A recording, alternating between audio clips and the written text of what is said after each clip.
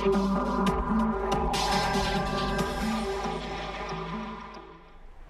very good Monday morning to you. You are watching Y254 channel, and this is Y in the Morning, your favorite breakfast show. We do this every day from 7 to 10. But on Mondays, it's very special at 8 o'clock. Why? Because we have youth and politics. So if you do want to participate in a conversation, because this is a conversation amongst young people, and today it's what can I say? Today is a bit special because there is one gentleman who goes by the name of former Chief Justice, that's Willie Mutunga, who said that the youth are the only real opposition leaders that our country has. So we're going to be, I have with me in studio, I have some young people, and we're going to be discussing this in full. But however, we would still like to mention and comment about some of the things that are happening in the country. Isn't that so?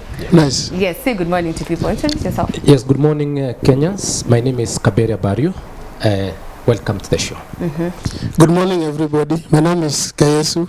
I'm not a new face. I'm always here. And welcome. Resident analyst and our comrade. Yeah, our comrade. Representative.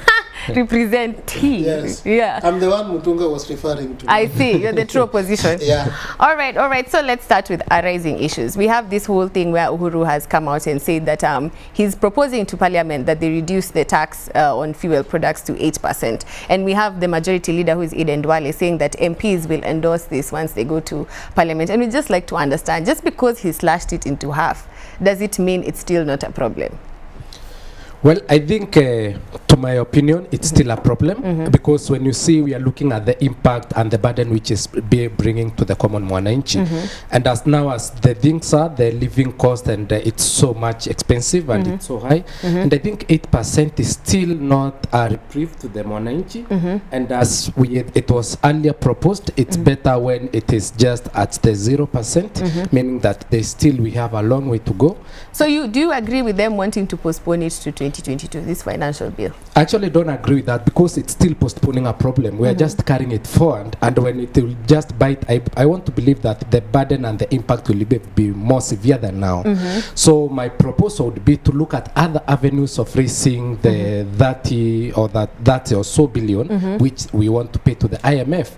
And we've talked of various channels and areas where we can be able to raise that 5 billion, talking of reducing the wastage and also taxing other products other than the petroleum, which will directly be negatively touching the life of common mwananchi even at the grassroots. Yes. So you believe that they should tax the luxury goods and not the basic commodities? Exactly. All right. What do you think, Kaisa? I think we lack priorities, Hilda. We are not doing the right things. I hope you know that there's a waiver in sugar importation now. Yeah. Yeah.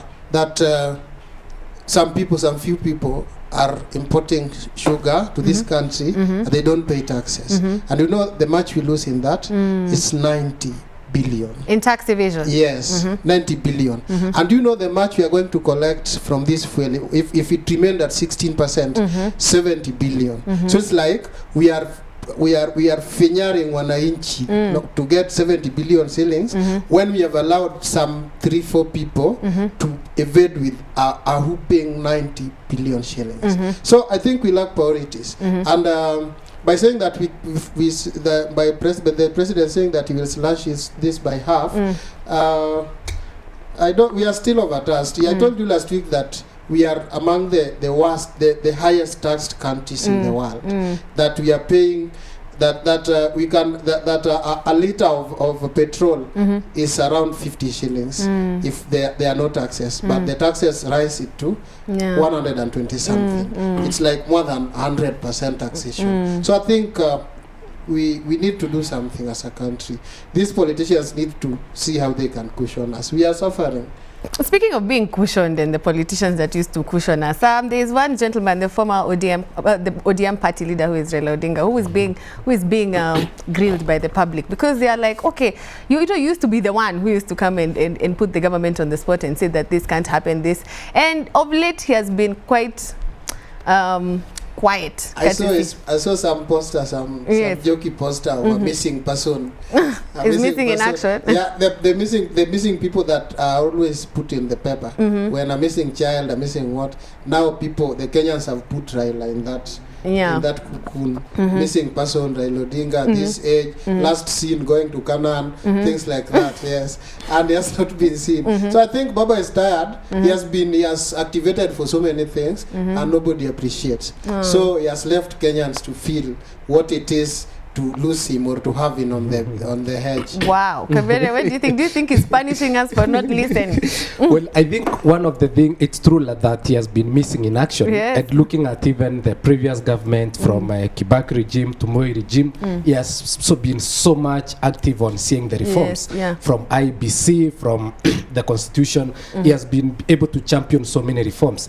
But right now, when we have these pressing issues of like, which is just going to the common mwananchi, we feel like he's missing in action. One thing, I feel it's because of the newly formed handshake. As much as there's the positive side of handshake, this is now the negative side, whereby it's assumed, or maybe it is, that the Raila Odinga and President Uhuru are reading from one page.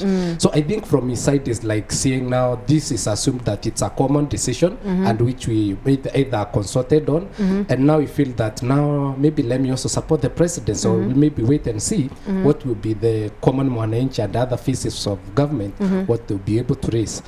So I think also, yes, his lieutenants who have been able to speak, but we cannot have the strong voice than Raila's voice. As much as there is Bandi and there is others, we still need to hear his opinion on that. Yes, yeah. Alafu enda tunajua sahi anakula. He's on the right side, so he's eating. And you know it's the bad table manners to talk while eating. Okay, I see. Okay, that's very interesting. However, let's move away from Raila. There's an MP who called Ichunga who has decided that the reason why we are facing this kind of tax rates is because of our CS Treasury, which is Henry Rotich. He's telling the president to fire Rotich, so because he has been misadvising him on how we are borrowing and hence the public debt. Do you believe that this is Henry Rotich's fault? Well, I don't think it's Henry Rotich's fault, and maybe if it is not wholly, because when you look at some of these decisions, they arrived at the cabinet sittings level, and who chairs the cabinet? It's the president, and there are other cabinet members. Rotich is maybe just an originator of this bill, and Kimani Ichung'wah, with all things, he has been in the budget committee and has been saying all the things. But now when you look at now the current issue of taxation, when you look at even the borrowing, at where the time when it came, maybe even it came at some date backward. So I think as much as we want to blame the Rotich, we also have to look at who are other people who are involved in this. Look even at the members of parliament. One of their constitutional role is oversight. What oversight role did they play apart from being reactive on this to make sure that president gets the right advice? So I think it's somehow hypocritical and somehow trying to shift the blame game. Yes. All right. It is not right to blame Rotich. I stand with Rotich. I stand with Rotich because I don't think he's the only person advising the president, and I think he's an implementer. I think when policies are drafted in the parliament and all that, they trickle down to him so that he can implement. So saying that Rotich is to blame for this, is only implementing what the parliamentarians, the likes of So they are just moving the blame from themselves. Exactly, yes. Yeah, that's what they do. That's what the people do. It's like it's the Umunyambi of this. You have the story of Umunyambi. Yes, yes. Yes, of the Wanga kingdom.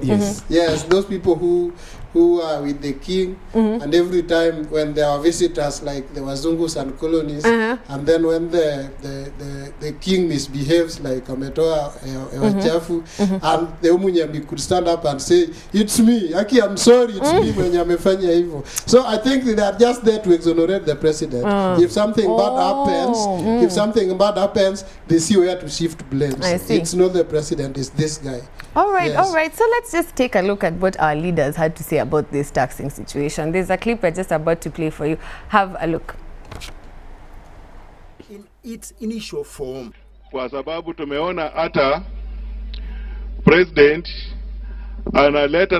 anaweka chini na mkono wa kulia 8% na anachukua hiyo tena kwa kuchukua pesa yenu kwa CDF, kwa wapi. Hiyo tumesema hata hiyo CDF ni yenu, inatakana irudi mtumie. Tumrudishie hiyo bill asile, kwa sababu iko pesa Kenya hii. Kenya iko na pesa, kuna pesa billions watu wameficha nje ya Kenya. The legislators calling on the government to instead control money wastage instead of resorting to budget cuts. Kwa nini tusiangalie tax kwa pombe? Hapa nimesikia kuna chang'aa. Simuongezee tax kwa hiyo chang'aa. Si ndio? Ama wazee hamtaki hiyo? Mimi nitaambia rais siku ya Jumanne, nafikiri kama tunatafuta pesa ya kufadhili mipango ya serikali, wacha tuongeze bei ya Tusker, tuongeze bei ya Pilsner, tuongeze bei ya Glenfiddich ili walevi wanunue bia moja ya pombe shilingi 350 na wako tayari. This even as a section of political class called on Kenyans to be committed in paying taxes if the country is to avoid foreign debts. We need to make sure kila mtu analipa ushuru vile inawezekana. Mtu yote Kenya hii anatakana kulipa ushuru ndio tuweze kujenga Kenya. Otherwise kuna wale wanalipa, kuna wale hawalipi. Wale hawalipi wanafanywa namna gani? Na sisi wenyewe tunafanya kazi. Kwa hivyo tunaomba kwa heshima serikali yetu wajipange. Samson Kitavi, Channel 1 News. Now we have seen there are a couple of our leaders. We've had Alfred, we've had Beatrice, we've had Sabina, we've had Didmas Baraza, all saying that this taxing cannot work. And they're saying that whatever should be taxed are things like beer, alcohol. And do you agree? Well, luxury goods. These are the luxury goods. Yes. I think I agree with them. Because what I assume they are trying to figure out is now the impact and the economic instability it will be able to bring, especially when it is on petroleum. Yes. When you look at the things like the beer, the cigarette, and these other luxurious products. Oh, and the drugs and the narcotics. No. So I think when you look at those are things like whether the tax is put so much on them, somebody who takes cigarette or beer. Yeah. When you look at the economic aspect, they'll just take it irrespective of the tax. But when you look at the other thing, when the tax is imposed on such things, it's not everyone who takes beer and cigarettes. Those are just luxurious products. It will easen the burden that's going to the common mwananchi. And in fact, it will even be able to raise even that required revenue of around 70 billion. So I think the MPs, they are trying to look at what are other avenues, because they have seen now this petroleum is untenable, is unsustainable, and it is so much burdening. We actually had this conversation last week and we talked about that, we mentioned it. But let me just in passing, let me mention a statistic that I once saw in the newspaper, that Kenyans consume 50 million liters of alcohol in a year. So we really do drink in this nation. So we are a drinking nation. So what I would advise me, somebody take me to Rotich's docket for 1 hour. One stick of cigarette will be 200 bob. No, now that's reaching. One bottle of Tusker or Pilsner will be like 2,000 bob, 2,000 or 3,000. Yeah, I think Taweza by that. So that only one bottle shall be able to compensate for around 5 liters of petrol. And then I'll reduce petrol to 50 bob each. All right, so let's move away from the taxing thing now. I think we have exhausted that. Let's go to something else when it comes, especially for you comrades, Kaiso. I want you to be paying attention to this. The comrades summoned the media over the weekend and said that they're giving the West Pokot governor a 7-day ultimatum to either fire his deputy governor, or he tell his deputy governor to come back from America, where he's a neurosurgeon in Allen, Texas, to come and serve, because since he was appointed to the office, he has never been seen and never been heard, and he is the Minister of Health in that particular county. So you can imagine the county people are making a lot of noise. And Kabiria, you mentioned something about the youth being more reactive than active. So we'd just like to understand, is this reactive or is it being active? Are we finally taking action? I think this is being proactive. You know, when I have heard it's coming from the comrades, this is something which has given me some joy. Some 3 years ago, I used to be a student leader, Secretary General of the Students' Union in Jaramogi Oginga Odinga University. And some of the things which we are trying to look at, behold, the school's agenda which you are pushing to the students, Yes. on what other national agenda can you try to push, like what used to be in the time of James Orengo, Kabando, and this is the type of the activism that you're seeing, and looking at what the things they are trying to raise, this is a concern, and even I'm not a member, I don't come from West Pokot, But still, our tax money still caters for everybody in government. yeah, I'm trying to look at now. As much as I don't come from West Pokot, this is something which I strongly don't believe in. First of all, you have an office, and whereby you are elected, and then you are there serving another capacity. Maybe that's personal, that's maybe business in United States, and the docket which you have is very sensitive. Health and education, those are the two, the social pillars of even Vision 2030, leave alone even the Big Four agenda. Yeah. So this means that deputy governor was just there as a rubber stamp to win an election, and was not motivated by serving the Wananchi. So comrades should keep pushing, and not just we are seeing, it's not only comrades. What are the members of the county assembly doing? Yes. They have this role of oversight, representation, and what are they doing on that? Because if I were the governor or somebody from, I would make sure that this person is either even impeached together with the governor, or something just happened, because this is something which is not. I'm glad that you've mentioned that the MPs are the ones, the county assembly members are the yes. ones who are supposed to be overseeing this. Yes. Apparently, our Deputy President Ruto, with regards to this matter, it was actually brought before the Senate, but it mysteriously stalled, and because he claimed that it was submitted 150 days ago. Okay, 150 days ago is how many months? For almost 5 months. Yes, so this is something that has been there for a very long time, yet no action has been taken. So is this the young people, comrades? You need to let us know what's going through your mind. Our resolution is very clear, that we will disappoint him and appoint another person. Yeah, because if somebody is not serving and is eating our money and is eating American money too, and now not serving as serving Americans, I think that person should be chased. And this comes to what I was telling you last week, Hilda. You know, I don't know what, up to now, I still don't know what deputy governors do. I don't know. Like they are there, the 47 of them, getting a very fat paycheck, and they do nothing. Yeah. So this guy is abroad, and nobody feels his absence. We just noticed that he was not absent because of It's what just is like here in done there. Nairobi. We've also not been having a deputy governor. And Yes. life has been. And life has been going on. We are missing nothing. We don't even feel we don't have a deputy governor. So I think our constitution first is expensive, as I told you. It's expensive. We have luxury posts that we don't need. That is one. And another thing, there are a lot of people sleeping on job. Like now, the county assembly of Pokot. Yes. They are all of them. The whole of that lot are sleeping on job. They could have done something about Yes, that guy. definitely. What are they doing about it? It's just about being politically relevant. I think that guy comes from some community where he's a bit influential. So when he Must was be. put a deputy governor, the votes of that community came, and that was the end of everything. So politics is expensive, and now we are playing politics with the lives of people and with our economy. Now we don't have money. I'm paying rent fair. Instead of paying 100 bob, I'm paying 200 bob because somebody is being paid the money that I'm supposed to be using on other things. Yes. Yeah, so that's how painful it is. I like how you you mentioned playing with people's lives. I came across a clip from some citizens, some members of West Pokot, and we just like to hear what they had to say about their missing deputy governor. Just have a look at this clip. All right. I hear it's being found, so let's just move on from that. However, speaking of county assemblies and people being held accountable, now in Kisumu, there's a story that has come up for the Kisumu County Referral Hospital, where patients are sleeping in corridors. There's no space in the hospitals. And now what we'd like to understand is, last week they were still in the headline for purchasing seats worth 254,000 shillings each. And they justified and said, I don't know, the seats were gotten from a prison, and they need to be fixed up, they need to be put electricity, all sorts of fancy stories that MPs, all these weird stories they come to tell us to justify this 254K. So we'd like to understand, as a young people, how do our priorities all wrong? Like how does this happen, like under our nose, and nothing happens and they feel nothing? Well, where are we failing?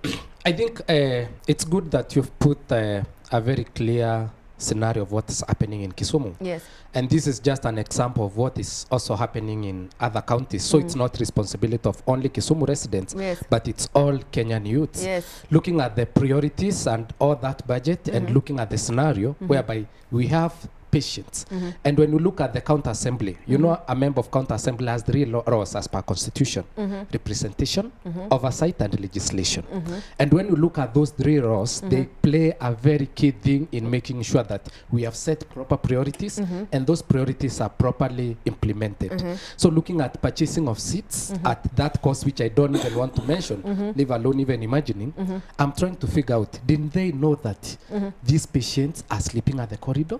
And just in the past regime, we had them also purchasing tablets, very expensive tablets from, I don't know whether they sourced them from US, saying this is for the standing orders so that they can be. So I'm saying it's a total shift of priorities from both the counter assembly and also the executive. The governor himself has a role to play because this is a budgetary issue. Yes. This is something which went to him for approval. Yeah, somebody has approved it. Somebody yes. has approved it. So I think it's something whereby we need to have more of young people coming out in defense and bringing those issues in light. Like one thing, media is playing a very critical role, but Yes. I'm sure that this media got this information from someone. Yes. So I want to believe as much as youths, we do not have a constitutional office, we still have a capacity, a role to play even through the social media, trying to expose those roads and even using our members of counter assembly Yes. and other avenues to expose and to make sure we are pushing these things. Yes, because it's we very must sad. expose them. Yes. Yeah. I think we are in a capitalist economy, and this is what Nyerere used to say. Nyerere used to say that we are in a country, like a capitalist economy, in a country of 10 millionaires and 10 million poor people, 10 million paupers. So what these 10 millionaires say is what carries the day. Yeah, that's why you can see things like what we are seeing in the screen. And I'm very disappointed that this is coming from Kisumu Dala, the headquarter of Nyanza, and it's still embarrassing. In fact, this one I'm going to take action, me, so that we don't get this embarrassed. How can they even have such a bench in Kisumu Dala? We should have leather seats there. Yeah. So Now this that they are buying very expensive seats for yeah, 250, now that the priorities on the it seats. means the money is there. So They why should can't give they? that guy a tender to get even some good benches for Kisumu Dala Hospital. Yes. All right. Let's move on from Kisumu County, however. The reason why I mentioned the former Chief Justice Willy Mutunga saying that we are the true opposition. However, there are so many things that are hindering us from being a true opposition as the young people. Number one, we get excluded a lot from formulation of key policies. And even the people in some of these big offices are not youth who are purporting to be representing the youth. So we would like to understand, since we are the ultimate beneficiaries of social and economic development, what more can we do except going to the street? What can we do? What steps can we take to be more involved and to help change things without actually going to be the ones to go throw stones and just protest? We've been protesting for a very long time. So what else can we do? I think one thing, I won't blame the young people for protesting. They protest because that's maybe the only available option avenue they have. But now looking at various constitutional bodies that we have, we have Ministry for Youths, we have so many other commissions, so many people who are campaigning on youth platform. But now looking at what impact is it bringing to the youth, we feel that we are almost seeing zero. Yes. So one of the things which I'll give credit on is Kenya Young Parliamentarian Association, because it's an association for all the young MPs. They come together and they look what are the issues which are affecting the youths which we can be able to champion on. Like the 30% procurement opportunity, the bill which is being pushed by Gideon Keterov, whereby scrapping the CRB, all those requirements for a person to get a job. So they are giving young people a platform, an avenue whereby you can go and sign in support of those bill. I've gone there severally in KCC in their office to sign maybe a petition towards that. So how do people sign these things? So I think more people should get exposed and get information on how they can participate in these things. Well, I think as much as they don't put it on the mainstream media and on the dailies, is that maybe they use the available networks. Maybe it's the responsibility of the young MPs, the members, to talk to their constituents and their friends and say, maybe we have this agenda we're trying to push, especially that for Gideon Keter of CRB, because for you to get a job, you need to get around 4 clearances. Come CRB, get CID, go to EACC, help. All this, it costs a total of 6,800. And this is a young person jobless who is trying to seek employment, and it does not guarantee that you'll get a job. Yeah. So they actually saw that need. And now they came up now, can you young people, let it not be, it's the voice of young parliamentarians. Let's hear from you. Come and sign this in agreement. So I think I saw it in the Facebook post, and I even talked to the CEO, Anthony Buluma of KYPA, and I went with a group of youths. We signed that, and I'm happy that I can see some steps and some progress towards that. So I'm trying to imagine if there are other avenues, even at the counter assembly, and even from even the public participation by the young people. You are not just there as flags or somebody's rubber stamp. You are young people. We'll do this for you. So I think we have opportunities, only that those people in charge, they are not bringing them to light so that we can be able to know. So it's a challenge we are throwing back to them, that as much as trying to dig the information, not everyone will be able to go deeper as others will be able. Can you bring it to light so that you know to participate? Hilda, I want to break down what my friend is saying to you, so that it can be palatable to everybody. That if you want a job in Kenya, you must get a clearance from Ethics and Anti-Corruption Commission. And for getting that clearance, you pay. So you pay for not being corrupt to get that job. Number 2, you go to HELB to get clearance from HELB. And you pay some good money, around 2,000, 3,000. So you pay for not having a loan. For not having a loan, you pay for that. And you go to other people like KRA, you go to KRA to clear you that you are not tax evading. Tax compliance and you pay, you also pay for that. So you pay for paying taxes. So you pay, you go to CID, they also clear you, they give you the clearance certificate and pay 1,000. So you pay for not being a criminal. You pay, that is what we do in Kenya. I know that is a direct injustice to the youth of Kenya, because mostly it's the youth seeking jobs. So it's like saying, if you don't have 6,000, you cannot even start searching job. Even if you are innocent, like 100% innocent, you've never done any crime, you don't have any outstanding loan, you don't have anything, you are not owing somebody. And they are doing this to us, yet the government of Kenya has a lot of debts. Yeah, na sisi hawataki tuwe na debts, and the government itself has akona debts mpaka there's nothing they can do about it. So it is this unfair. So this is why we go, I think now we can talk. Like now we have Twitter, we have those things, KOT. Yeah, there are platforms where we can express ourselves. We shall express mpaka wa express ike. Let me ask you, well, from what I'm hearing here, we can hear this the issue of information. Young people don't get all the information that they need to get. From there, I'm hearing a lot of crippling stance. Do you think there is a hidden agenda? Could the people in leadership be purposely trying to cripple the young people? Well, when you study politics, you'll see that there are 2 ways that people use to remain in power. The first is to deny people information, and the second one is disempowering the people. When somebody, you have no food on the table, you have no housing, you'll not think of anything apart from those 2 basic things. When you don't have information, maybe when I have 1,000 to feed you, and you don't know that I have your 1,000, I just get you a bread of 10 shillings, you'll be so much happy. Because you don't know what is there for you. So I think what they are doing is deliberately. It is very intentional. I see. Because to deny the information to the young people, because they fear to be held accountable. Because I'll ask you, for example, on this platform, how much, it's very few youths who know how much budget is set for the young people. And what is the role of maybe you young parliamentarians? What are the issues of bills? How can we participate? So I think it's fear of accountability. And this is the reason so that we do not have many young people. Because if I come and hold you accountable, especially in public or through social media, people will start saying now, this is the one we should be having instead of the other person. So I think it's something which we need a total paradigm shift from. And also something whereby this we have, if they are not giving the information, let's go a step ahead, dig it deep. Through internet, through even approaching the clerk, of the National So Assembly. it's about time we fight back and actually go and look for this information. Yes. Do you know, Hilda, Article 32 of the Kenyan Constitution, Yeah. Constitution, not even a parliamentary act, gives us right of access to information. That every Kenya has a right to have an access to all the information he needs or she needs. That we should know how much is being spent in the State House for entertaining guests, in the Ministry of whatever. We should know how much is spent there. Should know where everything is falling. We should know we have that, and it's enshrined, clearly enshrined in the Constitution of Kenya.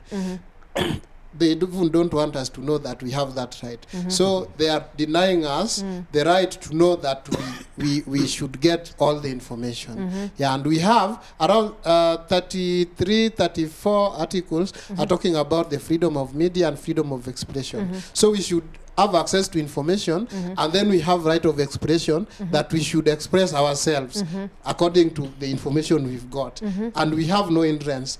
Yeah, the only protected speech is when we speak hate, when we speak like hate speech, but any other things we are allowed to say and articulate them as they are. Yeah, so that's why we are allowed to say, if there is a governor who is feeling well in USA and not serving people, we have known that, we have attained that information, and now we are expressing ourselves that it should be made to remain there. We have somebody else here. Yeah. All right, do you think that our education system could be partly to blame for the reason why young people grow up? Because people in youth forums, we've had young people saying that this education system that we have now, as much as we'd like to also acknowledge the government for trying to make some changes, but the education system that we have now makes more of employees than employers. And do you believe that this education system could be partially the reason why the youth are not really particularly interested and involved in politics? I fully agree with you. Looking at the education system, I'm sure that most of us even have gone through the 844 system. Yeah. Now let's look at post-high school, whereby you are the university. You'll see that the system which is there, it's the colonial system, so much theoretical. For example, I studied actuarial science. And in actuarial science, you are taught looking for value of X, Bernoulli formula, and all those complex mathematics. Yeah, which is not helping me today. Exactly. So I've never seen a scenario whereby I'm looking for value of, let's say, X plus Y is equals Z. But leaving that aside, I've never, it's very few instances whereby I've met a practical thing which is directly impacting on the current situation of the country. And when you're studying a course which is related to the financial sector, the insurance sector, there's no time whereby you'll be required to go to the field or maybe study on the current matters, the bank interest rate, the capping and all that.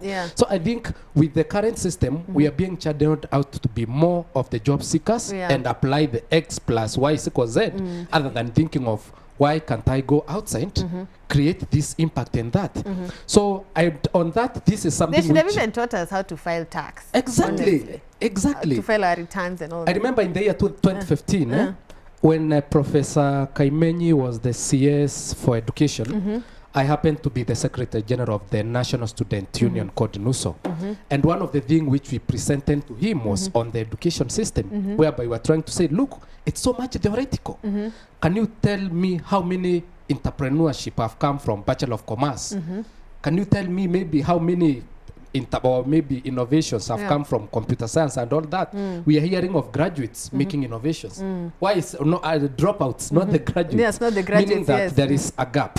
So we presented that, and it's unfortunate that still the government was not being able to implement anything. So I think it's something which the government should look even behold at even the cabinet level, because the education system in Kenya, sorry to say, if we continue this way, we'll have so many unemployed young people who are very desperate. Their work is looking for jobs. And they are majoring in crime and other things. So it's a ticking time bomb. And it will explode anytime if we don't intervene at some very high levels.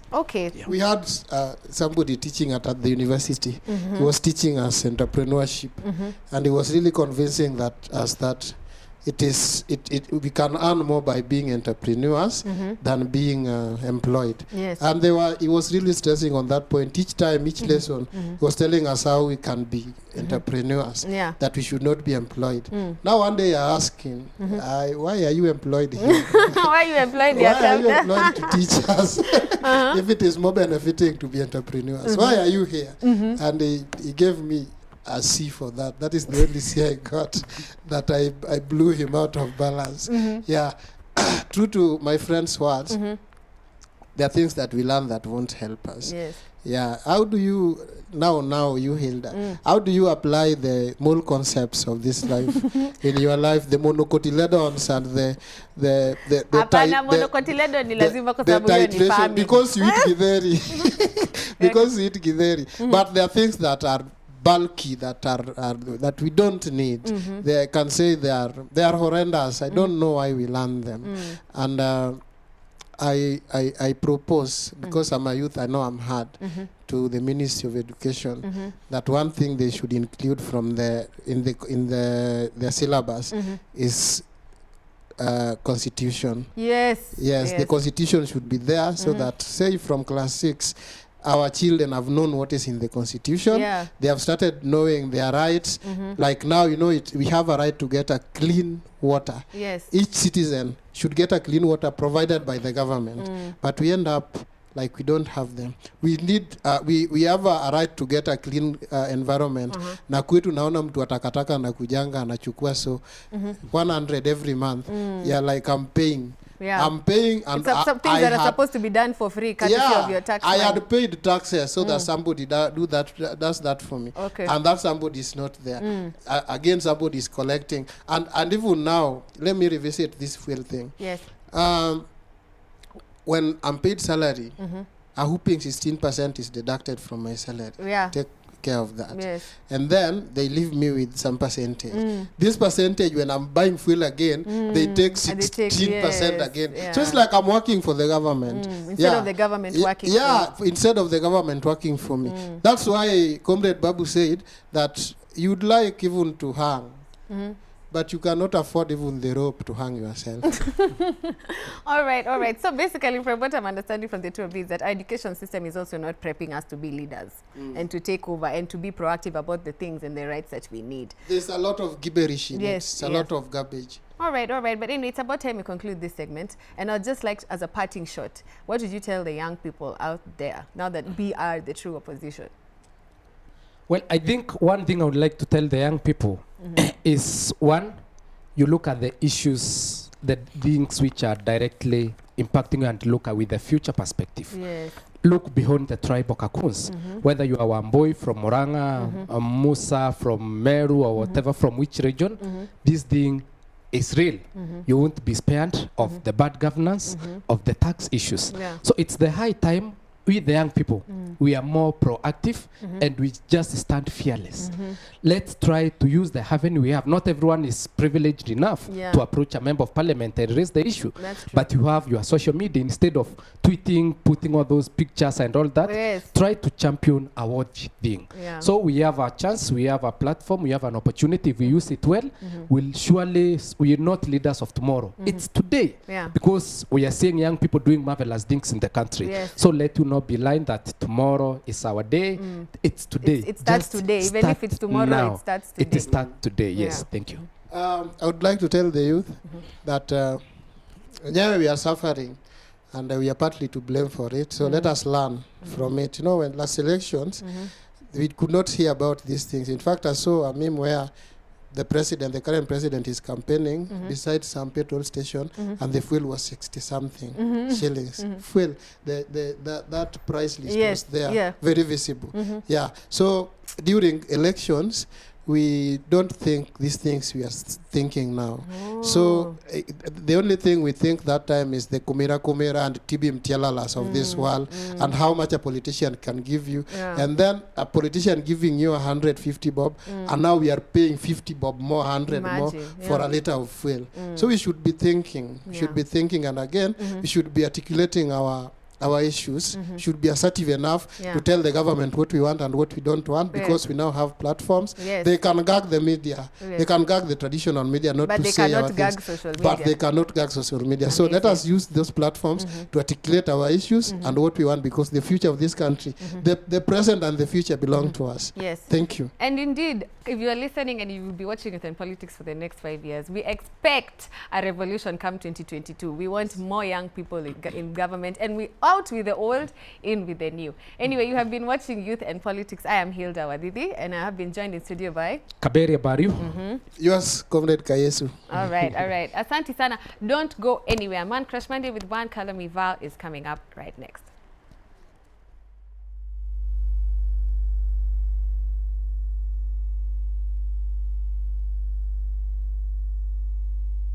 Thank you.